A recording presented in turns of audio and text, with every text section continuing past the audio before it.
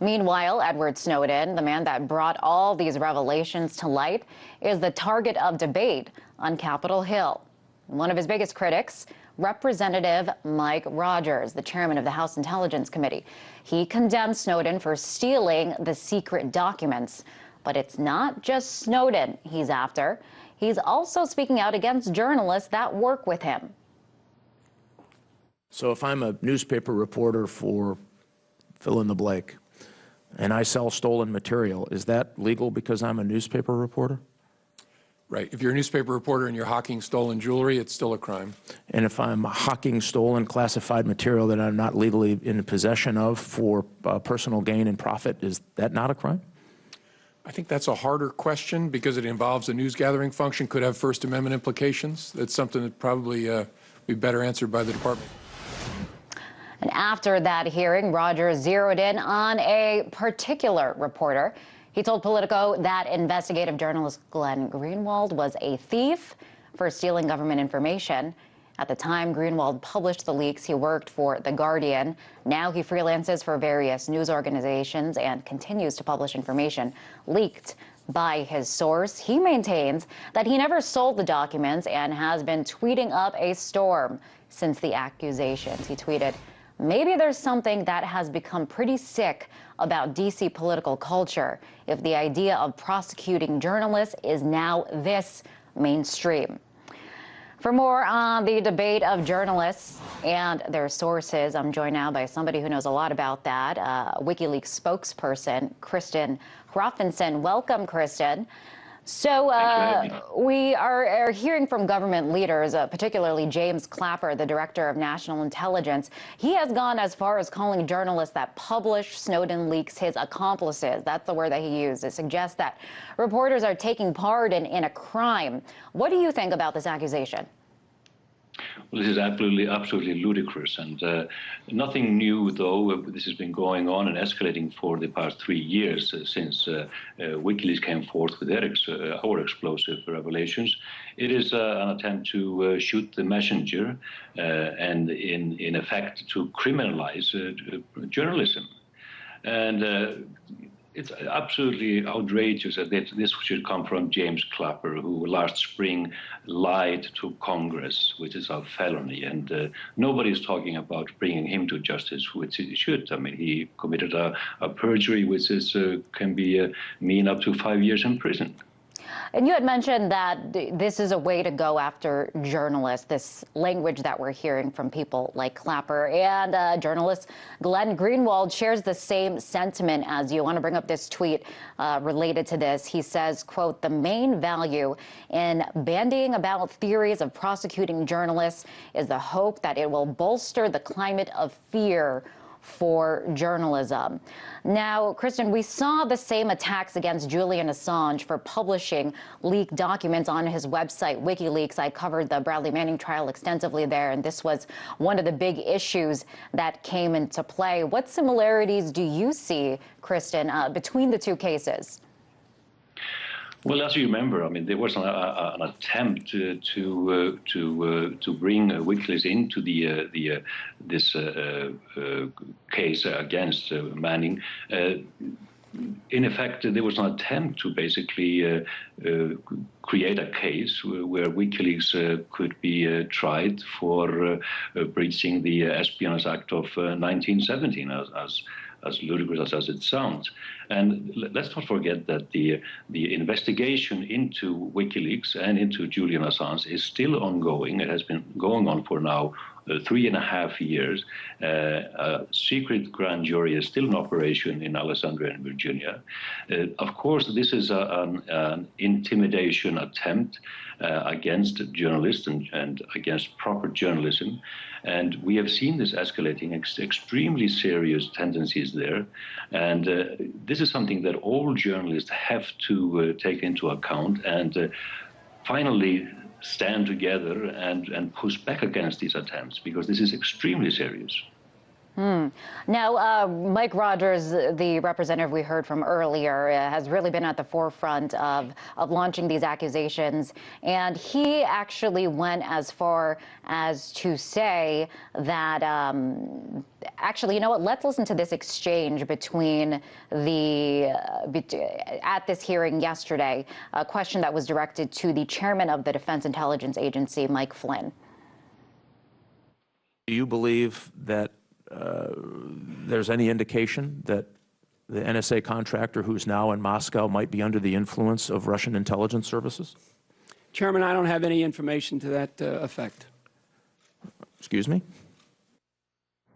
So Rogers there really trying to get some evidence that Snowden is in fact working for the Russians.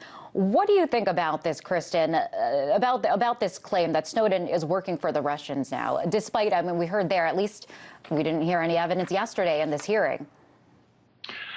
Of course, you didn't hear any evidence because there is no evidence to suggest this. But this is a theme that has been going on for quite some time, until since last summer, that somehow this all has been a big conspiracy. It goes as far as a conspiracy theory that 3.5 years ago, WikiLeaks, Greenwald, and Snowden planned the entire events of last year. And all of this is supposed to be a plot cooked up with the FSB in Russia and Putin's friends. Serious people are putting forth these outrageous theories, conspiracy theories, without any evidence or any proof whatsoever. And I have to say, you know, to listen to Mike Rogers, this is a person who, in an open session in Parliament, claimed that a person's privacy was not violated if the person didn't know that his privacy had been violated. This is the kind of politician we are dealing with here. So it's hard to take this guy seriously, to be honest. I'm going to ask you, because I know what Rogers, what he would say, and those that hold similar beliefs as him, is that, you know what, if you work with classified information, you have taken this oath to keep it a secret, and if this is violated, it could pose a threat to national security. We heard these same things in the Manning case when it comes to WikiLeaks. I want to ask you your response to this argument, which you hear time and time again. Well, I've said this repeatedly. We have to go to the basic principles here. And the basic principle is that whistleblowers have to rely on their right and even their duty to set aside lesser laws when higher ideals are at stake. And in the instance of Edward Snowden, in the instance of Manning, we are talking about the U.S. Constitution. We are talking about international laws on war. We're talking about war crimes. So you have a right and almost a duty to set aside lesser law when these higher ideals are at stake. This gives whistleblowers the right to breach whatever contract they are under. They are exposing wrongdoing. But what we talked about earlier was, of course, a different scenario where those who are criticizing the whistleblowers are trying to maintain that the journalists working with whistleblowers have committed a crime. And this is something so serious that I don't think that you have heard anything like this in the United States since the McCarthy era of the 50s. So this is a serious situation we're dealing with here. And I just want to ask you, if you could talk to Rogers, the man that is really launching these accusations and has really been at the forefront of this, what would you say to him? Well, I would ask him to take some courses in ethics and in reasoning. As I said earlier, a guy who says that some person's privacy hasn't been violated if he doesn't know it has been violated, it's just a person that I don't understand. I mean, you have to rethink your entire ethics and your methods of reasoning. And I'm surprised that you would have a person of this position this standing in such a powerful position as he has in the House. I have a feeling we're going to hear a lot more from him and a lot more debate on this issue. Appreciate you coming on the show and weighing in. That was WikiLeaks spokesperson Kristen Hrafnsson. Thanks for having me. Well, when it comes to cybersecurity, it looks like the U.S. may be vulnerable. This out of a report just released by Senator Tom Coburn. The report details the federal government's track record on cybersecurity and critical infrastructure. The mistakes made by key U.S. agencies are alarming. Most of them seem to be careless and sloppy. Here are some of the common cyber failures revealed. Agencies have failed to set adequate passwords by using obvious words you can easily guess, like the actual word password.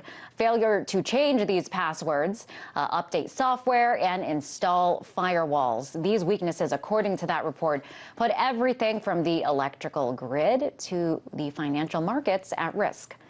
Well, this is unsettling for the very offices that are supposed to be in charge of security. We are, after all, talking about the Department of Homeland Security and other agencies like the Nuclear Regulatory Commission and the IRS. Coburn hopes this report will shed light on some of these vulnerabilities so agencies can make the appropriate changes.